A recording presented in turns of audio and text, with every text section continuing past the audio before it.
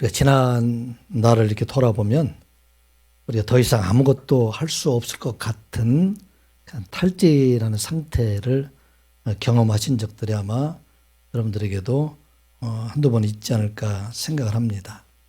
아무리 열심히 살아왔지만 자신의 노력과 열심으로는 한계에 부딪혀서 더 이상 이제는 내 힘으로 할 수 없다 하는 것을 느끼게 될 때가 있을 것입니다.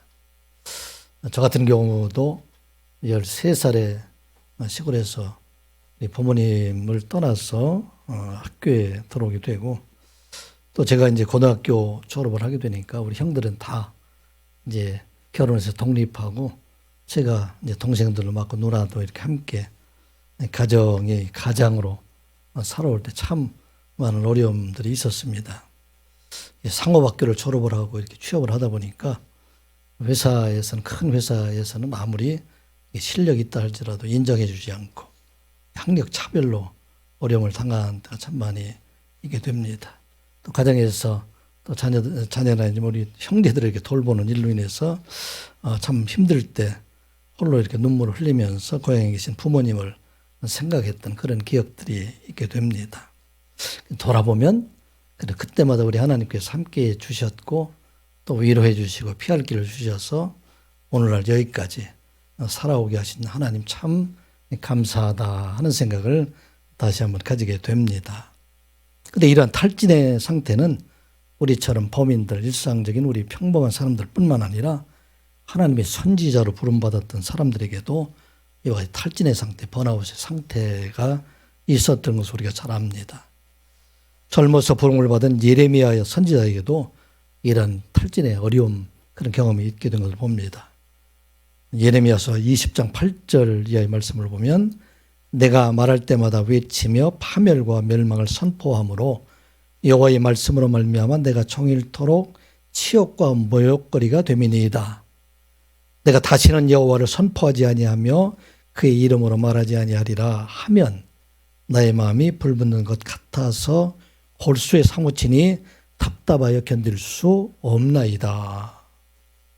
이스라엘 멸망을 선포하고 또 바벨론의 포로가 되어서 그들에게 항복하라, 이렇게 그들의 종이 되라 하는 말씀을 젊은 나이에 선포를 하다 보니까 이스라엘 왕으로부터 생명의 위험을 받게 되고 온갖 거짓 선지자들로부터 이 대적을 받게 된 예레미야가 이제는 젊은 나이에 더 이상 하나님을 선포할 수 없다, 그렇게 생각해서 내 다시는 이렇게 하지 않으리라, 그렇게 생각할 때마다 하나님께서 그 마음속에 성령으로 뜨겁게 역사하셔서 그 말씀을 선포하지 않으면 안 되게 그렇게 인도해 주셨다, 그렇게 말씀을 합니다. 또 구약의 대표적인 선지자라고 하는 엘리야에게도 이런 때가 있었다는 것을 우리가 잘 알고 있죠. 갈멜산에서 바알과 아세라 선지자 850명과 대결에서 승리한 엘리야가 영적으로 얼마나 충만했을까요? 하나님 앞에 간절한 마음으로 간구하니까 소낙비가 쏟아져서 온 땅에 지금 폭풍우가 쏟아지는 그때에 갈멜산에서 이스라엘까지 직선거리로 보면 26km 정도가 되는데 아마 거리로 보면 30km 정도 되는 그 길을 아합의 마차 앞에서 달려갔던 그런 엘리야입니다. 그런데 그가 이세벨이 내일까지 내 생명을 빼앗겠다 하고 협박을 하자 그는 두려워해서 더 이상 아무것도 할 수 없다, 도망을 갑니다. 부엘세바로 도망을 가고 그곳에 하룻길을 더 들어가서 로뎀나무 아래에서 하나님 앞에 죽기를 간구합니다. 여호와의 넉넉하오니 이제 내 생명을 거두어 주십시오. 나는 내 조상들보다 더 나은 것이 하나도 없습니다. 그렇게 말하고 탈진한 상태로 잠이 들어버리죠. 그때에 천사가 나타나서 그를 어루만지면서 일어나서 먹으라 이렇게 말할 때 일어나 깨어보니까 그 머리맡에 숯불로 구운 떡이 그에게 있고 물이 그에게 있었습니다. 먹고 다시 눕게 될 때 천사가 또 나타납니다. 열왕기상 19장 7절 8절의 말씀을 보면 여호와의 천사가 또 와서 어루만지며 이르되 일어나 먹으라, 내가 갈 길을 다 가지 못할까노라 하는지라. 이에 일어나 먹고 마시고 그 음식물을 힘을 의지하여 40주 40야를 가서 하나님의 산 호렙에 이르니라. 탈진한 상태를 깨워주시고 먹여주시고 그에게 힘을 주셔서 호렙산에 갔더니 어떤 일이 일어났었지요? 강한 바람 가운데 지나가고 지진이 지나가고 불이 지나가는 후에 세미한 음산 가운데 하나님께서 사역을 주시죠. 내가 일어나서 다메섹에 가서 하사엘에게 기름을 부어 아람이 왕이 되게 하고 예후에게 기름을 부어 이스라엘 왕이 되게 하고 엘리사에게 기름을 부어 너를 대신하여 선지자가 되게 하라. 그리고 너를 위해서 아직도 바알에 무릎을 꿇지 않은 사람 7,000명을 내가 남겨두었다.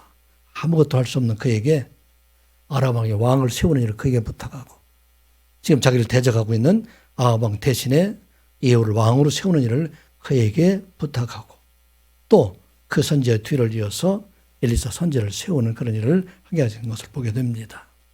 우리 하나님은 위로의 하나님이심을 믿는 여러분들 되시기 바랍니다.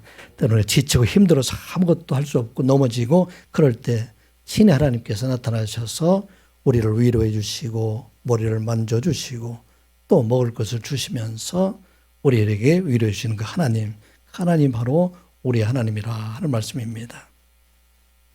바벨론에서 포로에서 돌아와 성전을 건축하고 있는 스룹바벨과 여호수아 그 많은 사람들 그들이 처음에 돌아올 때는 얼마나 기쁨으로 돌아왔을까.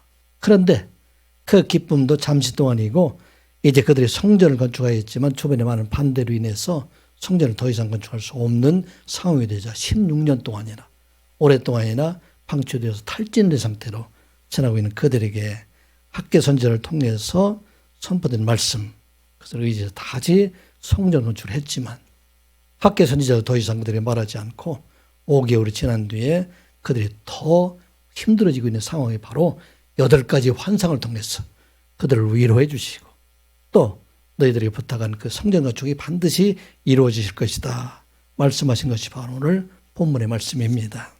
오늘 4번째 말씀이 이어지고 있죠.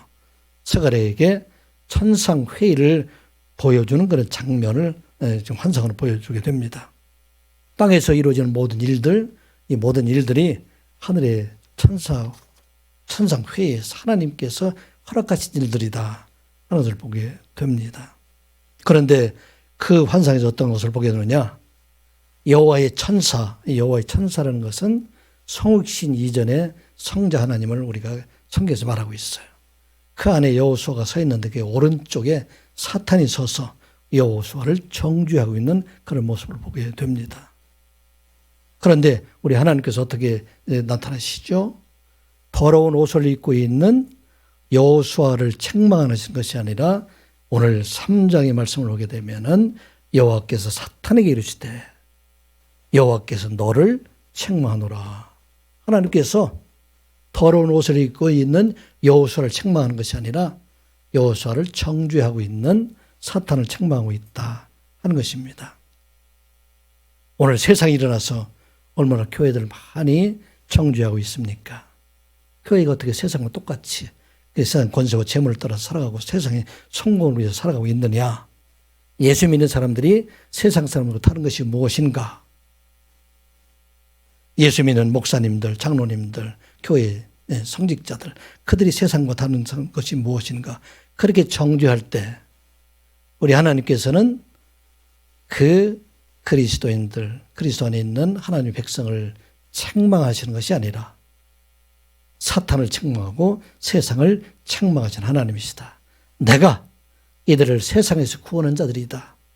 오늘 본문에 보게 되면은 불 가운데 꺼낸 그슬인 나무와 같이 그들을 구원해서 내가 그들의 죄를 사해 주시고 이제 거룩한 백성 아름다운 옷은 입힌 자가 될 것이다. 그래서 책망을 누구를 하느냐? 사탄을 책망하시는 하나님이시다. 그리고 위에서 말씀하시죠. 여호와께서 자기 앞에 선자들에게 명령하사 그 더러운 옷을 벗기라 하시고 또 여호수아에게 이르시되 내가 내 죄악을 제거하여 버렸으니 내게 아름다운 옷을 입히리라 하시기로. 아멘. 사탄을 책망하신 이유는 그들이 비록 더러운 옷을 입고 있다 할지라도 우리 하나님께서 그들의 모든 죄를 다 제거해 주시고 이제 그들에게 아름다운 옷을 입혀주셨기 때문에 이제 그들은 더러운 자가 아니라 의로운 자, 거룩한 자, 하나님의 백성이 되었다. 그렇게 말씀하시는 것이 바로 4절의 말씀입니다. 언제 일이 이루어졌습니까? 포로에서 돌아온 그들이 다시 죄를 범했다 할지라도 520년 뒤에 오신 예수 그리스도 그분께서 이 땅 위에 있는 모든 죄악을 다 담당하시고 죽으심으로 말미암아 그 모든 죄를 다 제거해 주시고 이제 그를 믿는 사람들 그들에게 죄 없다 말씀하셨다는 것입니다. 이사야서 53장 5절 6절 말씀. 그가 찔림은 우리의 허물 때문이요 그가 상함은 우리의 죄악 때문이라. 그가 징계를 받음으로 우리는 평화를 누리고 그가 채찍에 맞음으로 우리는 나음을 받았도다. 우리는 다 양 같아서 그릇 행하여 각기 제 길로 갔거늘 여호와께서는 우리의 모든 죄악을 그에게 담당시키셨도다. 아멘. 우리는 이 땅에 살아갈 때 허물이 많고 우리의 죄악이 많지만 우리 하나님께서는 우리의 죄를 묻지 아니하시고 우리의 모든 죄를 그에게 예수 그리스도께 담당하게 하시고 이제 그를 믿는 사람들 그들을 의롭다 하신다는 말씀입니다. 바로 하나님께서 여호수아를 책망하지 아니하시고 사탄을 책망하신 이유는 바로 그 이유예요. 이제 이 모든 죄악을 사해 주셨기 때문에 이들은 죄가 없는 자들이요 정죄하는 데가 잘못되었다 하는 것을 말씀하고 있습니다.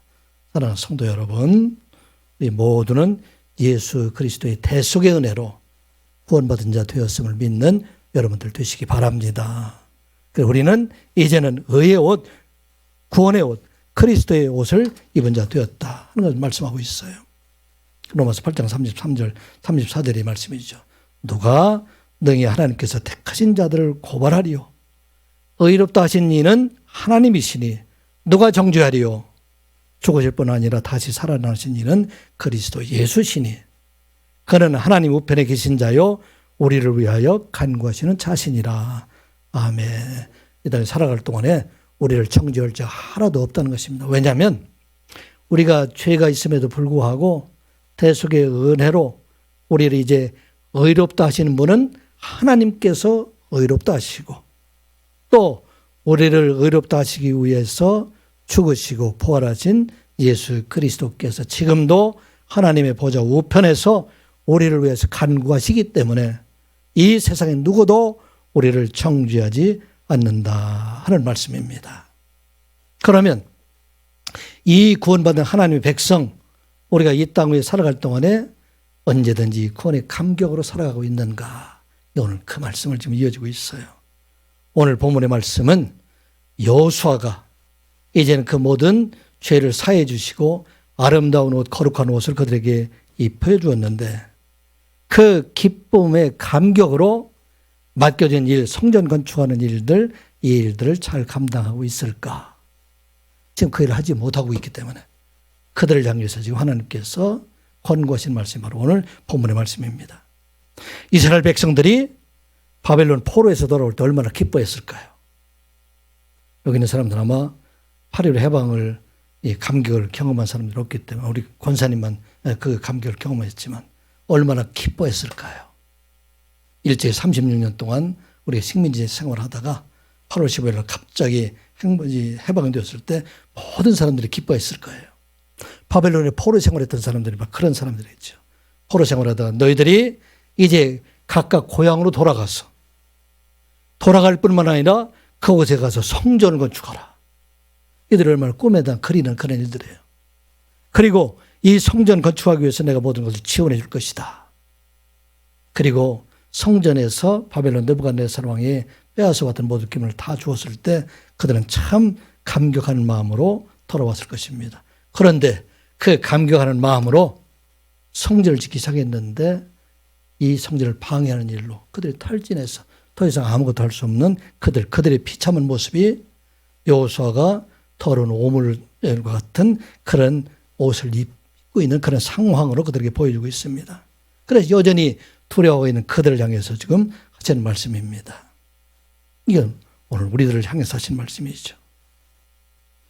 홍해를 건너온 이스라엘 백성들, 그 백성들이 홍해를 건넜을 때 얼마나 감격을 했어요.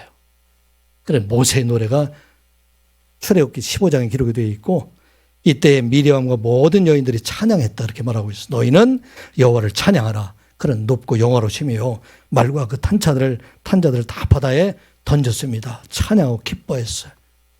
그런데 그 기쁨이 며칠 갔을까요? 그 기쁨이 홍해를 건넌 후에 수르강에 들어가서 그곳에 사흘길을 걸었는데 사흘길 동안 물을 얻지 못하다가 마라에 이르러서 물을 발견했는데 그 물이 쓴물이 되었어요. 그렇게 감개했던 이스라엘 백성들이 이제는 모세를 원망하고 하나님을 원망하게 됩니다. 우리를 이곳에 죽게 합니까? 물을 주시려면 좋은 물을 주셔야지. 어떻게 이게 쓴 물을 우리에게 줍니까? 사흘마다 찬양이 원망으로 바뀌어 버렸다는 것입니다. 여러분, 탕자의 비유, 둘째 아들이 집에 돌아와서 아버지가 그의 목을 끌어안고 돌아온 아들을 향해서 너는 이제 내가 잃어버렸다 다시 찾은 왕이다. 이제 좋은 옷을 갖다 그에게 입혀라. 손에 가락지를 끼고 좋은 신을 신기고 살진 송아지를 잡아다. 그리고 우리가 함께 즐기자. 그래서 풍악을 울리며 함께 춤추고 기뻐했습니다. 둘째 아들, 방황하다 돌아온 둘째 아들이 이제 풍악이 끝이고 잔치가 끝인 그 다음날 어떻게 살았을까요? 그 뒤에 일주일 동안은 어떻게 살았을까요? 원칙적으로 보게 되면 우리가 어떤 걸 기대하고 이제 돌아온 아들이 되기 때문에 이전 아마 성실하게 아버지 말씀에 잘 순종하며 살았을 것이다. 이게 우리의 생각이지만 그런데 실제는 그렇지 못한 삶을 살아가는 돌아온 탕자들이 얼마나 많이 있습니까? 한국 교회에 처음에는 내가 예수 그리스도를 감격하고 믿음으로 우리가 구원받았다 감격했지만 그러나 몇 날이 못 되어서 그가 그 어려운 일들이 다 떠나가게 되면 이제 다시 옛날처럼 탕자의 삶을 살아가는 사람들, 수없이 많은 사람들, 그 사람들 보고 있어요. 바로 그것을 말하고 있어요. 여호수아와 함께했던 그런 사람들, 그 사람들이 하나님께서 주신 그 은혜로 성전을 건축하다가 이제는 이 일들, 어려운 일들로 인해서 하나님의 은혜도 잊어버리고 방언 그들에게 이제 그들에게 하시는 말씀이 바로 오늘 본문의 말씀입니다. 여호수아와 그에게 모든 옷을 더러운 옷을 갈아입히고 그에게 엄중히 말씀하시는 것이 바로 오늘 본문의 말씀입니다. 이것은 우리에게 오늘 구원받은 하나님의 백성들, 우리가 이 땅에 살아갈 동안에 구원의 감격을 하루만 가지고 있는 것이 아니라 언제까지? 주님이 오시는 그날까지 평생 동안 구원의 감격 속에 살아갈 것을 말씀하신 것이 바로 오늘 본문의 말씀입니다. 첫 번째 우리 주신 말씀은 성도들은 언제나 하나님의 말씀을 들으며 날마다 예배하는 자로 살아가라 하는 것이 바로 오늘 본문에 주신 말씀이에요. 구원받은 성도들은 하나님의 나라에 간 것이 아니라 우리가 이 땅 위에 살아가고 있어요. 그런데 이 땅 위에서는 날마다 끊임없이 성도를 미혹하고 있는 일들이 있고 또 사탄이라고 우리를 계속해서 대적하고 있기 때문에 우리가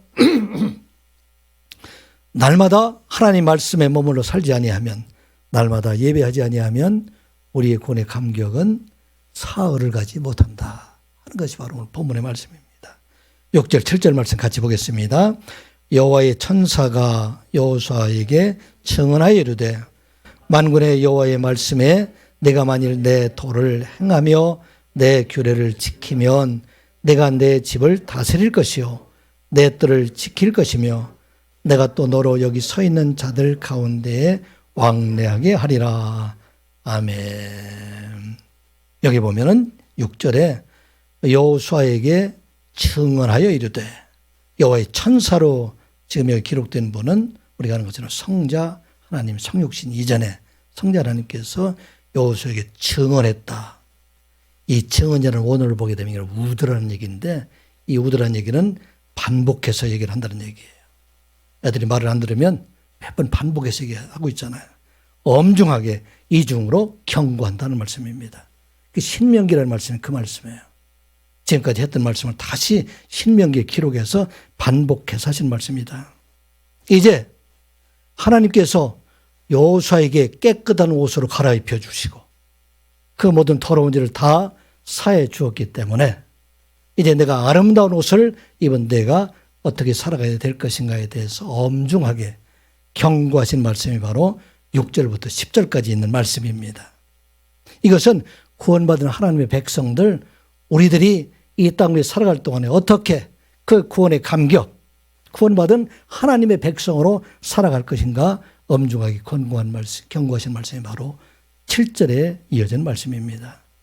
여기에는 하나님께서 반드시 행하여야 될 두 가지의 말씀을 권고하고 그 행하는 하는 자들에게는 세 가지 약속의 말씀이 지금 이어지고 있어요. 첫 번째 7절에 보게 되면 내 도를 행하고, 이 도라는 길이라는 얘기예요. 하나님께서 걸어가신 길, 하나님께서 제시한 그 길을 걸어가는 자가 되라. 하나님 길은 어떤 길일까요? 의로운 길, 진리의 길, 생명의 길, 그 길을 모세를 통해서 보여주셨던 그 길, 선지자를 통해서 보여주셨던 그 길을 따라서 행하라 하는 말씀입니다. 이스라엘 백성들을 애굽에서 불러내시고 그들을 이제 시내 광야에 이끌어내시고 호렙산에서 이제 하나님께서 그들에게 하나님의 계명을 그들에게 주시고 40년 동안 이스라엘 백성들 광야에서 이끌어 가시면서 주셨던 그 말씀을 다시 요약해 주신 말씀이 신명기 말씀이에요. 그래서 이 신명기에 기록되어 있는 하나님의 말씀, 그 말씀을 기억하고 그 말씀에 따라서 살아가라. 8장 6절에도 말씀되어 있어요. 내 하나님 여호와의 명령을 지켜 그의 길을 따라가며 그를 경외할지어다. 아멘. You shall keep the commandment of the Lord. 너는 하나님께서 내게 명령한 것, 내가 말씀하신 것, 이 모든 것들을 지켜라. 그리고 to walk, 걸어가라. 어디로 가느냐? In his ways. 그렇게 살아가는 사람들은 누구의 길을 걸어가는가? 하나님의 길, 하나님께서 가신 그 길, 우리에게 보여주신 그 길 생명의 길로 가게 하신다 하는 말씀입니다. 여기서 한마디로 말씀하면 날마다 여호와 하나님 말씀 안에 살아가는 사람들, 그 말씀을 묵상하는 사람들, 그 사람들은 바로 하나님의 길을 걸어가는 자라 하는 말씀입니다. 여러분들 날마다 하나님 말씀을 묵상합니까? 묵상하는 자는 하나님 길을 걸어가고 있다는 얘기예요. 만일 묵상하지 않는다면 묵상하는 자가 되라 하는 것입니다. 그래야 여러분들은 누구의 길? 여호와의 길을 걸어가는 자가 된다 하는 것입니다. 구원의 감격, 우리가 이제 구원받은 하나님 백성, 아름다운 옷을 입은 우리가 언제든지 실망하지 아니하고 번아웃되지 아니하고 여호와 하나님의 감격 속에 살아가는 것은 말씀 안에 살아가는 사람들, 그 사람들이 누릴 수 있는 그런 하나님 행복하십니다 하는 말씀입니다. 또 두 번째, 내 규례를 지키면, 이 규례라는 얘기 원어를 보게 되면 미쉬 메레트라고 이렇게 기록이 되어 있는데 파수꾼이 양떼들을 정신을 차리고 이렇게 지키는 일들, 이게 미완료로 있는 계속해서 양떼를 돌보는 그런 마음을 가지고 제사장의 역할들을 잘 하게 되면, 이 얘기는 어떤 말씀입니까? 제사장이 부여한 것은 하나님께 예배하는 거예요. 하나님께 나아가는 것. 이 일들을 끊임없이, 이게 미완료라는 얘기는 쉬지 말고 하는 얘기예요. 우리의 삶 속에 늘 하나님 앞에 예배하는 그런 삶을 살아가게 될 때에 구원의 감격을 유지할 수 있다는 얘기예요. 왜 우리가 세상에서 방황하고 낙심하고 넘어지게 됩니까? 예배 삶에서 떨어져 있기 때문에. 그래서 우리는 세상을 향해서 살아가고 있기 때문에. 그래서 우리는 때로는 낙심하고 넘어지게 된다는 것을 말씀하고 있어요. 그래 여기서 두 가지 요약을 하게 되면은 너희가 날마다 하나님 말씀을 묵상하는 자가 되고 날마다 예배하는 자의 삶을 살아가게 되면, 그러게 되면 이제 무엇을 주느냐? 세 가지의 약속을 주고 있습니다. 첫 번째는 내 집을 다스릴 것이다. 내 집은 여호와의 하나님의 집이죠. 제사장 직분을 회복하게 하여 주신다는 말씀입니다. 날마다 하나님께 나아가서 하나님 앞에 제물을 드릴 뿐만 아니라 하나님 제사의 직분으로 가리키고 봉사하는 그 일들을 계속하게 하게 할 것이다. 우리가 하나님 백성으로 살아가게 할 것이다. 내 뜰을 지킬 것이다. 내 뜰인 것은 그것도 역시 여호와의 성전을 말하고 있어요. 그 성전을 지키는 일들, 예배하는 일들, 이 일들을 끊임없이 하게 할 것이다 하는 말씀이에요. 이건 하나님과 동행하는 삶을 살아가게 할 것이다. 그리고 여기 섰는 자들과 왕래하리라. 이것은 어떻게 영어에서 표현을 하고 있냐면 I will grant you, 내가 너희에게 주겠다. 프리 액세스. 여러분들 컴퓨터 하는 사람들 액세스 한다고 그러잖아요. 수시로 왔다 갔다 할 수 있다는 얘기죠. 어디를 왔다 갔다 할 수 있는가? Among these. 이 사람들 가운데 who are standing here. 천상에 있는 천사들과 늘 수시로 우리가 컴퓨터에서 왔다 갔다 하는 것처럼 그렇게 프리 액세스를 주겠다는 얘기입니다. 이것은 무슨 얘기예요? 우리가 날마다 그들을 통해서 하나님 말씀을 듣고 우리가 날마다 하나님 앞에 기도하게 될 때 그들을 통해서 하나님께 우리의 뜻을 정하면서 우리의 삶이 언제든지 하나님과 동행하는 삶을 살아가게 하신다 하는 말씀입니다. 그를 통해서 하나님 늘 살아계심을 보여주고 하나님과 동행하는 삶, 하나님과 온전한 사귐을 가지는 삶을 살아가게 하신다 하는 말씀입니다. 사랑하는 성도 여러분, 날마다 예배하고 날마다 하나님의 말씀 가운데 살아가므로 말미암아 하나님의 임재를 경험하며 살아가는 여러분들 되시기를 주님의 이름으로 축복합니다. 만일 우리가 세상에 살아나갈 동안에 반드시 해야 될 두 가지 일들, 하나님 말씀에서 떠나가게 되면 우리의 기쁨의 감격도 사흘을 가지 못한다는 말씀입니다. 여러분들이 이 시간 하나님 앞에 온전히 예배하고 돌아가서 하나님 말씀을 잊어버리게 되면 여러분들의 세상의 삶 속에 여전히 하나님 없는 자로 살아가게 된다 하는 것입니다.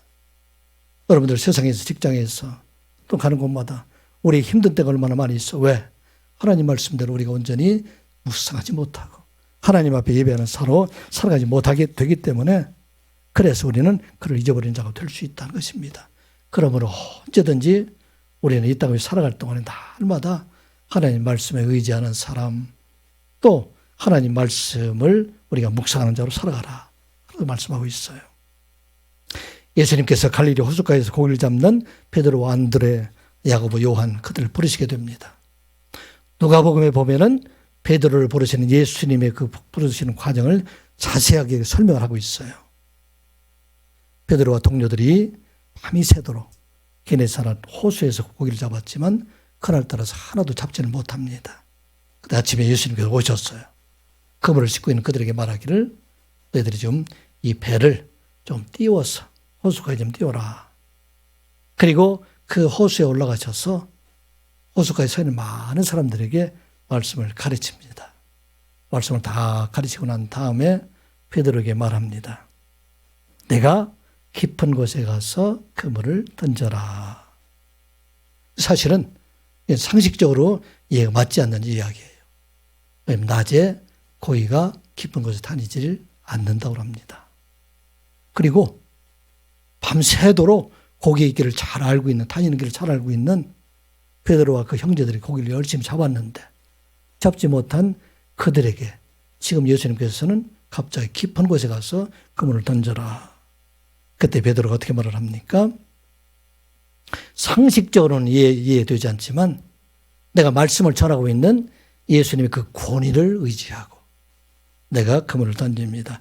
누가복음 5장 5절의 말씀을 보게 되면 시몬이 대답하여 이르되 선생님 우리들이 밤이 새도록 수고하였으되 잡은 것이 없지만은 말씀에 의지하여 내가 그물을 내리리이다 하고 그렇게 하니 고기를 잡은 것이 힘이 많아 그물이 찢어지는지라. 아멘. 베드로가 상식에 의지하지 않고 말씀에 의지하다 보니까 많은 고기를 잡게 되었다. 그래서 말씀하고 있어요. 어떤 고기일까요? 우리가 세상에 살아갈 동안 많은 것을 잡았지만 한순간에 다 잃어버리는 것이 아니라 우리 하나님께서 우리에게 주시는 영원한 평안과 축복의 그런 고기를 잡게 하시는 하나님이시다 하는 말씀입니다. 사도 바울도 마지막 예배석 교회에 있는 장로들 그들과 작별하는 자리에서 그들에게 말합니다. 지난 3년간 동안 예배석 교회에서 목회를 하던 그가 이제는 예루살렘으로 올라가는 길에 들어와서 그를 불러서 장로들을 불러서 말합니다. 사도행전 20장 32절의 말씀을 보면 지금 내가 여러분을 주와 그 은혜의 말씀에 부탁하노니 그 말씀이 여러분을 능히 든든히 세우사 거룩하게 하심을 입은 모든 자 가운데 기업 있게 하시리라. 아멘. 사도 바울이 예배소에 있는 장로들 그 사람들에게 지금 어떻게 말하고 있어요? 내가 여러분들을 나와의 커멘트, 내가 천거한다, 내가 부탁한다. 당신들을 누구에게 부탁하느냐? To God. 하나님께 내가 너희들을 먼저 부탁한다. 그리고 이어서 얘기하신 것은 The word of His grace. 그 은혜의 말씀에 너희들을 부탁하게 되는데 그 은혜의 말씀은 어떤 은혜의 말씀이냐? 뒤에 이어지는 말씀을 보면 which is able to build up you. 당신들을 세우는, 너희들을 세워가는, 어려울 때마다 세워가는 그 은혜의 말씀이 될 것이다. 그리고 당신들에게 영원한 기업을 줄 수 있는 그것이 바로 말씀이다 하는 것입니다. 사랑하는 성도 여러분, 말씀에 여러분의 자녀들을 부탁하는 여러분들 되시기 바랍니다. 교회를 말씀에 부탁하고 또 여러분들의 사랑하는 자들을 말씀으로 부탁하게 되면 그 말씀이 그들을 지키시고 세워가고 그들을 영원한 기업으로 인도해 주신다 하는 말씀입니다. 이 말씀을 전하고 있는 저도 10년 뒤에 이 말씀을 전할 수가 없어요. 그런데 나는 떠나고 또 우리의 부모들은 떠나도 말씀은 살아계셔서 영원토록 여러분들 지키신다 하는 것을 우리가 기억하고 늘 말씀 안에 살아가고 말씀을 듣는 예배 가운데 살아감으로 말미암아 날마다 하나님의 임재를 경험하고 여러분들에게 주었던 구원의 감격, 내가 하나님 백성으로 이제 나를 세상에서 정죄할 수 없다, 나는 영원한 하나님의 백성으로 살아간다 하는 구원의 감격을 주님의 나라에 이르는 그날까지 간직하는 여러분들 되시기를 주님의 이름으로 축복합니다. 우리가 이제 구원의 완성을 이루어가는 과정 속에는 날마다 그리스도의 용서와 사랑을 닮아가는 자가 되시기 바랍니다. 그리스도가 여호수아와 제사장들이 그리스도의 예표가 된 것처럼 우리도 이제는 그리스도의 예표의 사람으로 살아가라 하는 말씀입니다. 이게 조금 어려운 말씀이지만 우리 함께 같이 나를 생각해 보면 여러분들이 이해를 할 거예요. 8절 말씀 같이 보겠습니다. 대제사장 여호수아야, 너와 내 앞에 앉은 네 동료들은 내 말을 들을 것이니라. 이들은 예표의 사람들이라. 내가 내 종 싹을 나게 하리라. 아멘. 누구에게 지금 말하고 있어요? 대제사장 여호수아야, 너와 내 앞에 있는 네 동료들. 아마 이 여호수아가 제사장이었기 때문에 제사장 동료들, 너희들은 내 말을 듣는데 너희들은 예표의 사람들이다. 누구의 예표의 사람일까요? 뒤에 나와 있는 내 종 싹을 내게 할 텐데 그 내 종 싹의 예표의 사람들이다 하는 얘기예요. 무엇에 대한 예표일까요? 여호수아가 그가 더러운 옷을 입고 있었음에도 불구하고 하나님께서 그 옷을 벗겨주시고 모든 죄를 사해주시고 아름다운 옷을 입혀주신 것, 그가 죄인임에도 불구하고 예수 그리스도 내 종 삭수로 오신 그분의 대속의 은혜로 말미암아 이제 너희들의 모든 죄를 용서해 주시고 사해 주신 것, 이것에 대한 예표라 하는 것입니다. 예표라는 얘기는 모페트라는 얘기인데 기적이다, 표적이다, 경기하는 것이다 하는 얘기예요. 우리가 구원받은 하나님의 백성들이지만 전에 우리가 구원받을 수 없는 그런 더러운 사람이었음에도 불구하고 이제 기적으로 하나님의 은혜로 우리를 이제는 구원받은 하나님의 백성으로 삼아 주신 것들, 이것에 대한 예표이다. 그런데 이 일을 이루어 주신 분, 그분은 내 종 싹이 와서 이것을 이루어 주게 될 것이다. 싹이다 하는 얘기는 체마흐라는 얘기예요. 이것은 이스라엘 민족의 족보 가운데 새로운 한 싹, 새로운 한 가지를 나게 하셔서 선민 이스라엘뿐만 아니라 온 세상 모든 백성들을 다 구원해 주실 그 분이 이제 나오게 될 것이다 하는 것이 바로 싹에 대한 그런 성경의 말씀이 됩니다. 그래서 성경에서 싹이다, 새로운 가지다, 이것은 바로 그리스도를 상징하고 있어요. 이사야서 4장 2절의 말씀을 보면 그날에 여호와의 싹이 아름답고 영원할 것이요 그 땅의 소사는 이스라엘의 피난한 자를 위하여 영원롭고 아름다울 것이며 시온에 남아있는 자, 예루살렘에 머물러 있는 자, 예루살렘 안에 생존한 자 중 기록된 모든 사람은 거룩하다 칭함을 얻으리니. 아멘. 여호와의 싹인 예수 그리스도가 세상에 나오시는 날, 이제 그의 구원의 은혜로 이제 이 땅에 있는 모든 사람들, 그 사람의 죄를 사해 주게 될 것이다. 여호수아와 그의 제사장들이 하나님 말씀에도 불구하고 그들이 다시 죄를 지게 되지만 싹으로 오신 예수 그리스도, 그분의 대속의 은혜로 이제 모든 사람들의 죄를 다 사해 주실 것이다. 이게 바로 8절의 말씀이에요.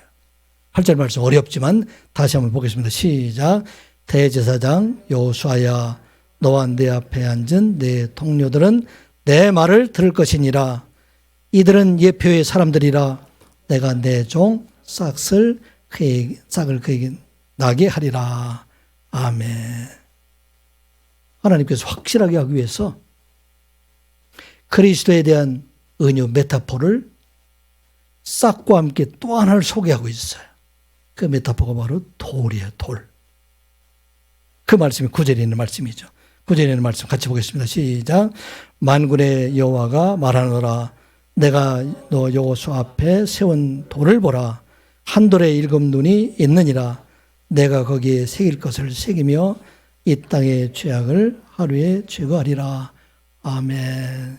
여호수아에게 이 더러운 옷을 벗기고 구원의 은혜, 죄사함의 은혜를 주실 그분이 싹스러 오시는 분과 함께 돌로 이 땅에 오시겠다. 성경의 돌은 메시아를 상징하고 있어요. 예수 그리스도를 상징하고 있습니다. 고린도 전서에 보게 되면은 광야에서 불이 나는 반석, 그분이 바로 그리스도이다. 그렇게 말씀하고 있어요.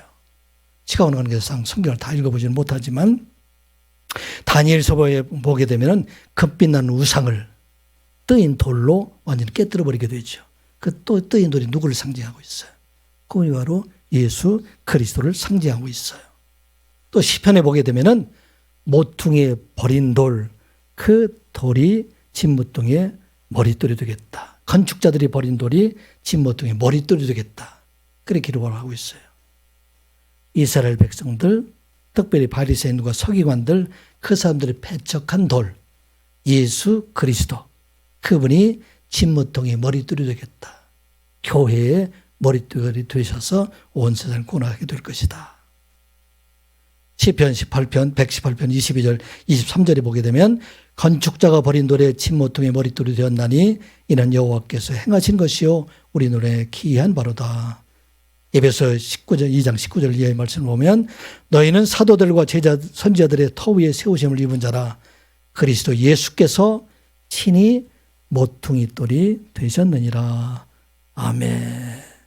바로 우리에게 죄사함의 은혜를 주실 분, 그분은 이 땅에 삭으로 오신 분, 이 땅에 돌로 오신 분, 그분으로 인해서 우리의 모든 죄를 다 용서해 주시고 다 이제는 그 용서함 속에 그들을 사랑하시겠다 하는 말씀입니다. 한 돌에 7 눈이 있다 하는 얘기는 사실은 여러 가지 해석들이 있어요. 온 세상을 두루 살핀다는 그런 의미도 있지만 또 7 눈이라는 건 완전 숫자로 성령이 충만하신 그분 예수 그리스도께서 오실 것이다. 그게 말씀을 하고 그 위에 새길 것을 새긴다 하는 그런 의미는 제사장의 머리코 안에 여호와께 성결, 그래서 온 땅의 모든 사람들이 하나님 앞에 성결한 자로 바쳐진다 하는 그런 의미도 있게 됩니다. 그런데 중요한 것은 마지막 말에 있는 말씀이에요. 우리 다시 한번 볼까요? 9절에 있는 말씀 같이 봅니다. 시작. 만군의 여호와가 말하노라. 내가 너 여호수아 앞에 세운 돌을 보라. 한 돌에 7 눈이 있느니라. 내가 거기에 새길 것을 새기며 이 땅의 죄악을 하루에 제거하리라. 아멘. 핵심적인 말은 맨 뒤에 있어요. 그가 오심으로 말미암아 이 땅의 모든 죄악을 하루아침에 다 제하게 할 것이다. 하는 말씀이에요. 이와 같이 온 땅의 모든 죄를 사함받고 그 안에 있는 하나님 백성들, 구원받은 하나님 백성들에게 임하실 그런 평화의 시대, 이게 바로 10절에 있는 말씀에 같이 보겠습니다. 시작. 만군의 여호와가 말하노라. 그날에 너희가 각각 포도나무와 무화과나무 아래로 서로 초대하리라 하셨느니라. 아멘. 구원받은 하나님 백성들은 이 땅에서 가장 평화로운 시대, 이 무화과나무와 포도나무 아래에 산다는 얘기는 솔로몬 시대를 얘기하고 다윗 시대를 얘기하고 있어요. 가장 평화로운 그 시대에 사람이 살아가게 될 것이다. 구원받은 하나님 백성, 죄 사함을 받은 하나님 백성들, 그들이 이 땅을 살아갈 동안에 이제는 그 안에서 가장 행복한 자의 삶을 살아가게 할 것이다 하는 말씀입니다. 누구를 통해서 일이 이루어졌다고요? 예수 그리스도를 통해서 이루어졌는데, 이 예표, 아직 이루어지지 않았지만 이 예표의 사람으로 지금 누가 있느냐? 대제사장 여호수아와 제사장들이 예표의 사람들이 되었다. 이제 너희도 이 땅을 살아갈 동안에 이와 같이 그의 죄를 용서하시고 그를 사랑하신 것처럼 너의 삶도 구원의 감격을 유지하고 살아가는 우리가 이 땅을 살아갈 동안에 이제 그런 용서와 사랑을 가지고 살아가라 하는 것이 바로 오늘 본문에 주신 말씀입니다. 2007년부터 북한에 들어가서 처음에 낮은 NGO 단체인 선양 하나를 설립해서 봉사하다가 지금은 평양의대에 재활의학과 교수로 근무하면서 북한에서 선천성 뇌성마비, 소아 발달 장애를 치료하고 있는 윤상혁 교수라는 분이 계세요. 이번 인천 사람이었어요.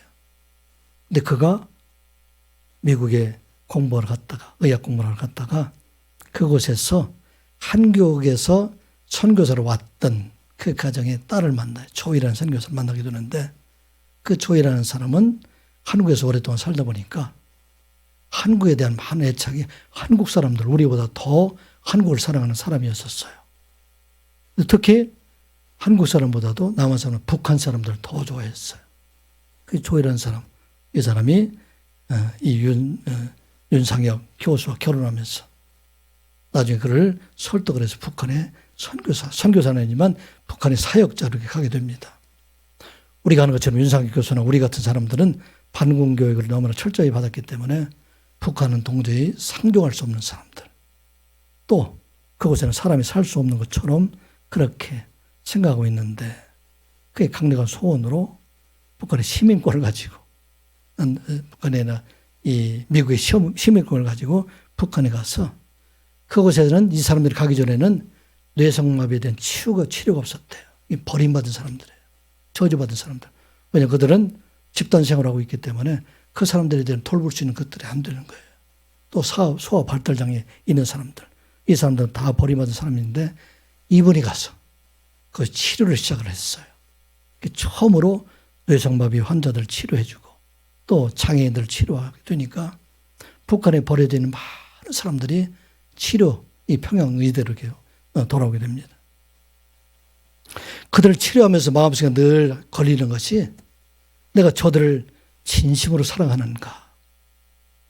나는 내 아들이 아니지 않는가? 내 딸이 아니지 않는가? 그래서 치료하면서도 그들과는 조금은 그 거리가 있는 것을 느끼게 될 때, 그 아내의 제안으로 2명의 아이를 입양을 하게 돼요. 3명의 아들이 있었는데, 자녀가 있었는데 2명을 더 입양을 하는데, 북한에는 입양제도가 없기 때문에, 그건 단체 생활하고 있기 때문에, 그래서 중국에서 한 아이를 입양하게 되는데, 그 아이는 난 지 7일 만에 뇌성마비 환자가 되기 때문에 2다리를 움직이지 못하고, 그래서 버려진 아이, 그 아이를 자기 아들로 입양을 하게 됩니다. 열심히 치료해서 지금은 걸을 수도 있고 어느 정도 말도 할 수 있고 그렇게 되었다고 그래요. 또 하나는 조지아라는 나라에서 선정성으로 기형아이였는데, 이 종아리가 없는 아이, 무릎과 발이 다 달려가지고, 그런 아이를 입양을 해서 다리도 만들어주고, 발가락 7개에서는 그걸 잘라내서 5개로 만들어주고, 그렇게 해서 그 아이들을 지금 치료하고 있어요. 북한이라는 나라는 선교를 할 수 없어요. 복음을 얘기할 수 없는데 그가 예수 그리스도 믿는 사람들을 다 알아요. 어떻게 삶을 통해서. 그 말하기를 하나님의 사랑으로 그들을 대해주고 또 하나님의 사랑으로 북한에 있는 사람들을 용서하고 서로 용서하지 못하잖아요.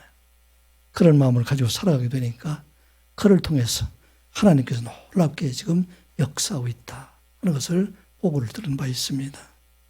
사랑하는 성도 여러분, 오늘 우리에게 주신 말씀이에요.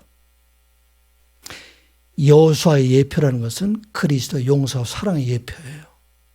이제 이와 같은 죄임에도 불구하고 그를 용서해 준 하나님의 사랑의 예표.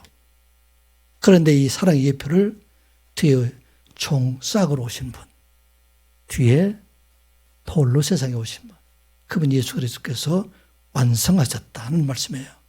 또 우리에게 주신 말씀은 이제는 그 완성되신 예수 그리스도의 예표로 우리도 사랑하는 자로, 우리도 용서하는 자로 살아가라. 그에게 구원의 감격이 있다는 얘기예요. 그 안에 하나님의 은혜가 있다는 얘기예요. 우리가 그런 삶을 살아가게 되면 우리가 낭망하지 아니하고 탈진하지 아니하고 끝까지 구원의 감격을 주님의 나라에 있는 그날까지 이어갈 수 있다. 우리가 기억하고 오늘 4가지 하나님 말씀, 예배, 용서, 사랑의 사람이 되는 여러분들 되시기를 주님의 이름으로 축복합니다. 기도합니다. 아버지 하나님, 여호수아와 그의 동료들이 오시는 예수 그리스도의 예표가 된 것처럼 선한 이웃께 예배하는 우리 모든 성도들 그리스도의 예표의 사람으로 살아가게 하여 주시옵소서.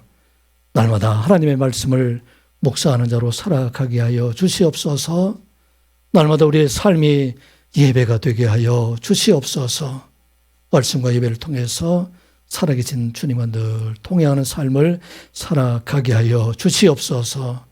이런 우리의 예배와 말씀이 사랑으로 나타나게 하여 주시고 용서로 나타나게 하여 주셔서 우리에게 주신 하나님의 구원의 감격을 이 땅 위에 살아갈 동안 늘 유지하며 살아가는 저희들 되게 하여 주시옵소서.